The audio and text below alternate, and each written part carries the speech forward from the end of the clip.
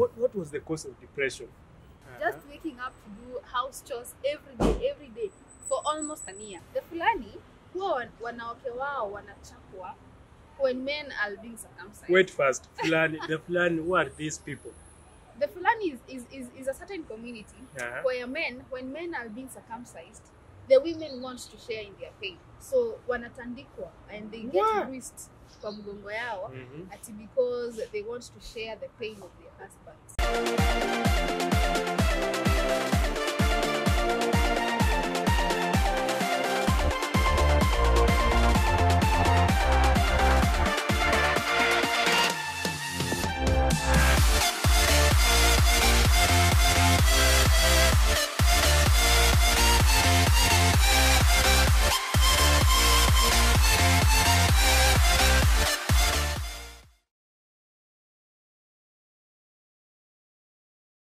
Hello wonderful people, karibuni tena ndani ya Uncle Daddy Production. Of course, my name is Uncle Daddy. Na siku ya leo I have another amazing online content creator. Anafahamika kama Koi. Anafanya kazi nzuri pale YouTube, pale Facebook. Na leo tuko naye hapa ili tupige story. Karibu sana Koi ndani ya Uncle Daddy Production. Thank you for having me. Yes. Kwa hivyo utatuambia jina lako, ujiintroduce, tuambie umetoka wapi, umezaliwa wapi. Angalia ile kamera. Yes, hi. My name is Dorcas Wangoi Kamau. So those who know me, Koi comes from Wangoi, and artistically I write it as K-O-I-E. I am born in Nyandarua, place inaitwa Ndununjeru. That's where I was born, and then I was raised up to class 6.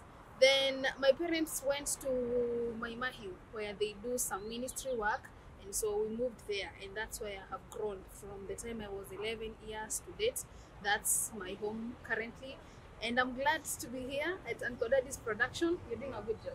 Asante sana, karibu sana. Kwa hivyo unajulikana kama Koi. Yes. Koi, kwanza ambia watu wa Nyandarua wa subscribe Uncle Daddy Production. Watu wa Nyandarua ama watu wa Maimahiu? Wacha niambie watu wa Maimahiu because Nyandarua not a lot of people know me. They knew me when I was a kid. Okay. But from Maimahiu and from Nakuru and Naivasha County, Nakuru County and Naivasha, subscribe to this channel, please. Okay, kwa hivyo Koi unafanya kazi nzuri sana pale YouTube. Uko YouTube? Yeah. YouTube na Facebook pia ama social media zote? Social media zote. Venye mimi sasa nimekuona kwa Facebook na YouTube. Kwa hivyo unafanya kazi ya culture story. Ni nini ambayo ilikuinspire uanze hii content ya culture story? First, I would say me doing culture was not something that I had in mind totally from the beginning. But time yenye kulikuwa na COVID, a certain time around October, I stayed in the house from the time sisi tulikuwa tuna upgrade, and you know about Kenya Mass and upgrading. So we stayed around one whole year outside. And so when COVID came, we were supposed to join school in May, and so tukakuwa extended another 1 year during COVID. Around October, November, I almost fell into depression. I tell people that and they don't believe. So I would wake up one day and just cry and feel useless because there is nothing I was doing particularly. So in October, end of October, a certain guy from South Sudan, tulijuana na yeye through Facebook, and of course he saw me doing some work for an organization called Glory Outreach Assembly. It's a church also. So he contacted me, Dorcas, are you working at the head office? And I told him no and stuff like that. So tukajuana, tukaongea hapa na pale. And eventually we started talking about how their community is and how they do their things. And one interesting thing is that those people, men cannot go to the kitchen. So that was the highlight. And I felt, wow, culture can be different because men in Kenya, they can go to kitchen and it is not a taboo, but to them it is. So hapo nika develop interest for culture. Also my parents were really talking to me about culture, and you see, and I thought it's something I can do. A lot of people do not even understand their own culture. We have grown up na wengine wamelelewa town, and even if those who are wamelelewa ushago, their parents don't take time to tell them this is how culturally people used to do things, and this is how things should be done. So and I started a Facebook page called Koi, K-O-I-E, I have written 57 culture stories. What? 57? Yes. Hey. Not only in Kenya, in East Africa, Uh-huh. and in the world. Sijamaliza zote. Na bado unaendelea. Tunaendelea Uko na hiyo nguvu yote. Mhm. Guys, this is so amazing. Koi anafanya story poa sana pale YouTube and pale Facebook, kila mahali social media. This is so amazing. Make sure you subscribe, comment and share. Kwa hivyo Koi, unasema kwamba ulikuwa depressed. What was the cause of depression? You know, when you have something in your heart you want to achieve, Uh-huh. when you feel like I should be useful, I should be doing something that makes me, you know, kuna tu ile drive inakuanga kwa mtu when you want to be successful, and then things have just happened huko tu. Just waking up to do house chores every day for almost an year. That thing made me feel so bad. But I started becoming happy when I could write culture stories for a whole week, post them every Sunday, and people are responding. So somehow I started feeling, wow. So in short, ulikuwa unataka kufanya tu kitu. Yes, I wanted to do something and feel like mimi niko busy. I'm also pursuing what I love, media, you know? Yeah. So that's how it went, and I felt contented, even if it took also some time before we came back to school. But at least at that time I was busy doing research, what community does what, and then I would post every Sunday on Facebook. And then in 2021, I opened a YouTube channel. Although we are not doing video for now because, you know, it's a little bit expensive. I don't have equipment also, but I voice and I just put slides of the community, and also I have a podcast. It's called Koi Culture too. One thing that encourages me about the podcast is that a lot of people, especially from outside country, who are maybe, I am a Kikuyu but I live in US. Na hawa watu like mtu akishaenda majuu anajui culture, and when I get feedback from such people, it feels so encouraging. Even if it's one person, it makes me feel rejuvenated to voice another one post. It might not have some big reaction of maybe 100,000 people watching or something, but the number that I have, I am so grateful. Kwa hivyo hii ni passion. This is passion. It's passion, yeah. Ni story gani ya culture out of these 57 ulifanya uka feel like now this is it? Oh my God. I Out feel of zote ni important. But kuna tu ile moja ambao ulifanya uka feel like hii nayo ni kali. Zote ziko unique in their own way. My community, Kikuyu, has some interesting culture story. Me reading and researching about people from South Sudan, it's also unique. As in each and every one of them, it's unique. But one yenye ilinifanya ni feel, wow, this culture it's something so different. Yeah. The Fulani huwa wanawake wao wanachapwa when men are being circumcised. Wait first, the Fulani, who are these people? The Fulani is a certain community where when men are being circumcised, the women want to share in their pain. So wanatandikwa and they get bruised kwa mgongo yao ati because they want to share the pain of their husbands. So for me, that's so interesting. The Fulani. Yeah. Kwa hivyo guys, make sure umekimbia pale kwa YouTube ya Koi. YouTube yake inaitwa Koi Culture. Koi Culture. Kimbieni pale kwenye YouTube channel ya Koi Culture, subscribe, comment and share. Kwa hivyo Koi, hii culture story unaweza sema imekuwa na impact kiasi gani tangu uanze kuifanya? Maybe impact kwa maisha yako, kwa maisha ya your friends, other people, your community also, and Kenya and also East Africa at large. It is educative. It is reviving the spirit of culture. Culture is beautiful, and even if we become westernized, na sisi wote tutake kukua kama wazungu, we will never run away from culture.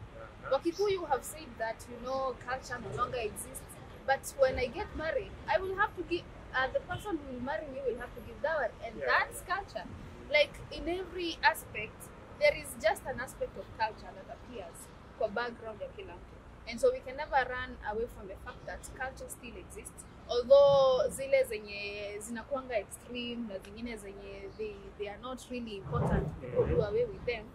they become educated, but there is still culture that is relevant, that is useful, and it is to be valued forever. So I think the most impact that I have had on doing culture stories myself, I have learned by meeting many people from different communities who told me their stories and stuff like that.